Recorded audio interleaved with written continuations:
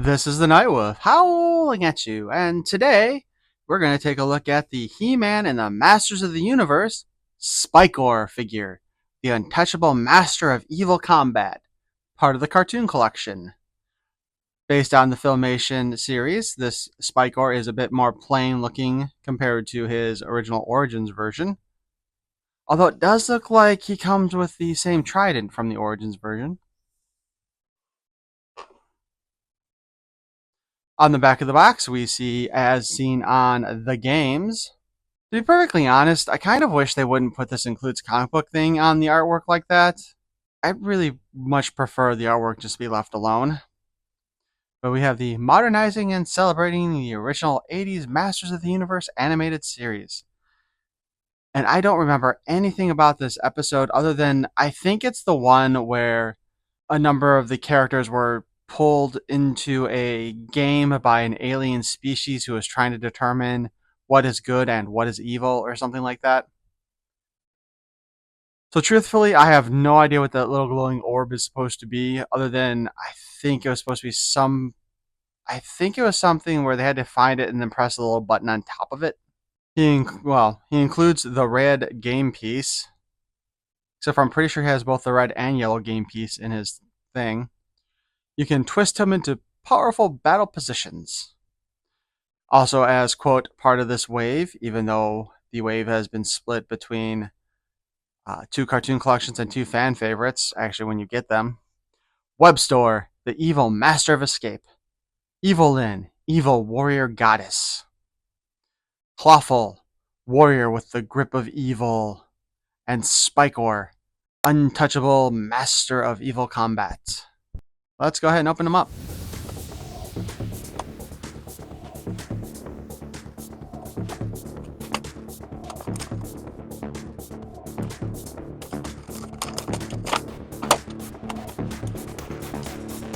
Of course, the comic got welded to the plastic again, or cardboard.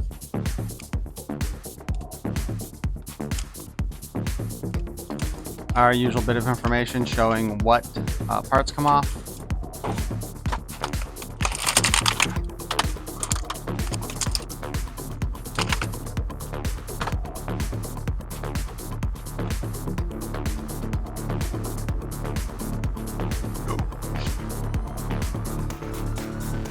Okay, so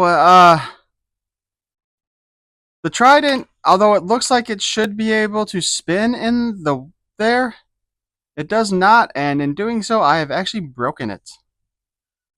So that's not good. I'll probably have to glue it or something in the future.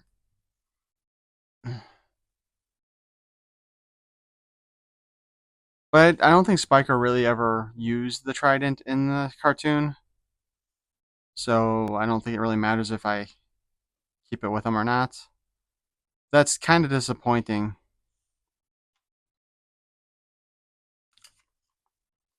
We have the comic Honor Amongst Thieves.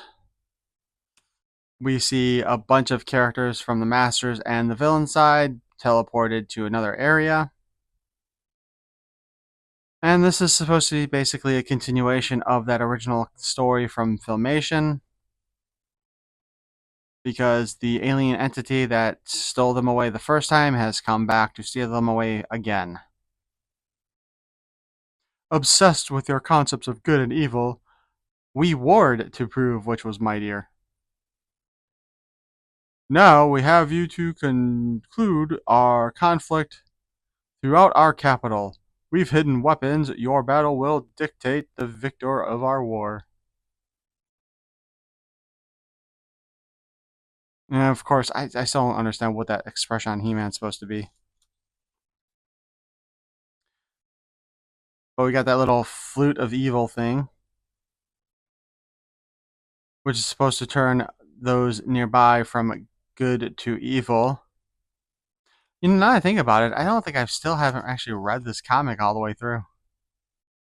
But during all this battle and all this other crap, you know, Skeletor is saved by He-Man.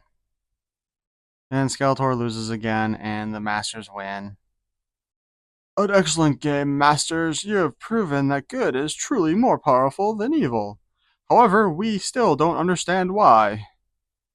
There is no honor amongst thieves. Virtue cannot be stolen, it must be earned. Yeah, it's a stupid story. Honestly, I'm not too impressed with this comic. Maybe that's why I never got around to actually reading it. But on the back, of course, we still see, the cartoon collection, Webster, Evil Master of Escape, Evil End, Warrior, Evil Warrior Goddess, Clawful Warrior with a Grip of Evil, and of course, Spikor, the Untouchable Master of Evil Combat. And I'm so really annoyed that this thing broke so easily.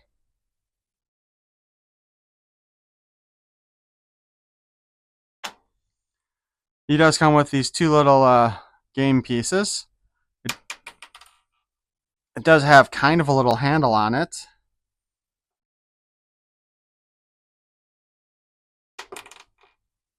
Whether you can get it to actually get the figure to hold on to them, however, might be questionable.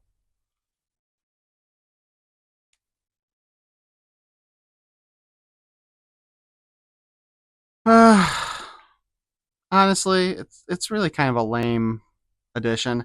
I guess as far as lore goes, it's fine, but as far as playability goes, it's stupid.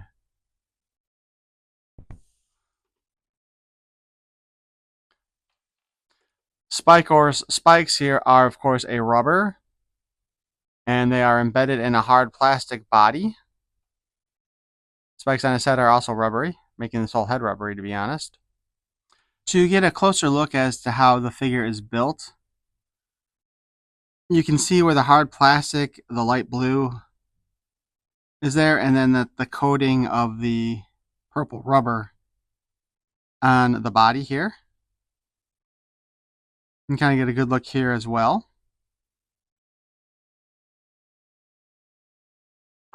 But also, in case you were wondering, they did something similar with the head, where there's basically a gray skull.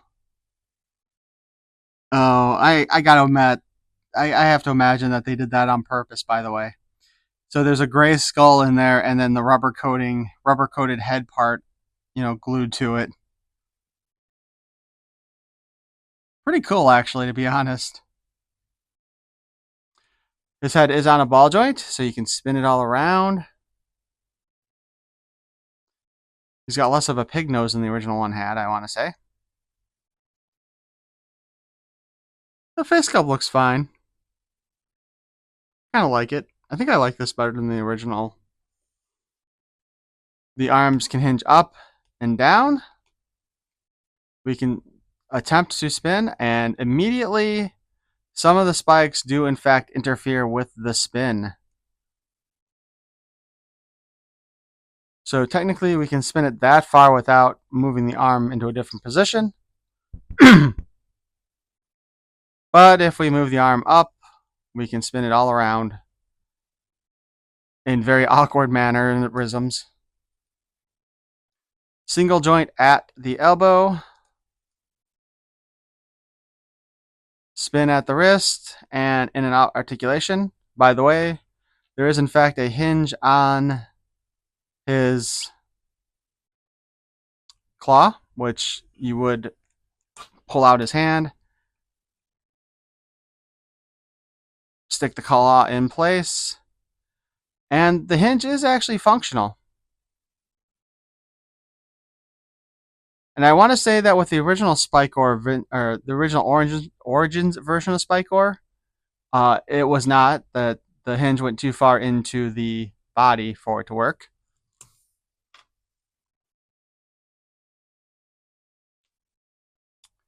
We have a full waist swivel. And yes, this is a new body type, right? Because in order to do the hard plastic and the soft rubber inside, which is most likely glued onto the hard plastic, they couldn't use the buck from the previous bodies. So we got the spin at the waist, kick a buck, kick forward that far, kick back that far, kick out as per usual, single joint at the knee.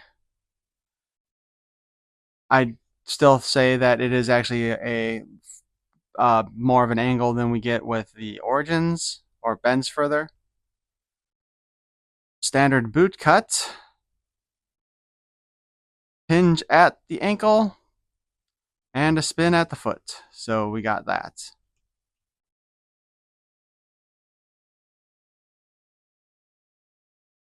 Overall, I do like this update. The colors look good. The figure looks good. If you don't have Spikor in your collection already, if you're not a cartoon collection person and you don't have Spikor in your collection already, this would be a good substitute. However, I think it's time to do something stupid.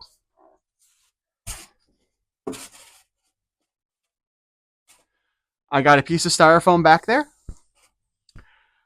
and I want to see if we can. I want to see if we can get Spikor to stick to the styrofoam with those spikes.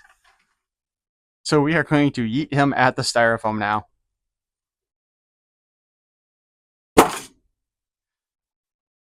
Okay, I just put something behind it so it doesn't fall off the back of the desk again.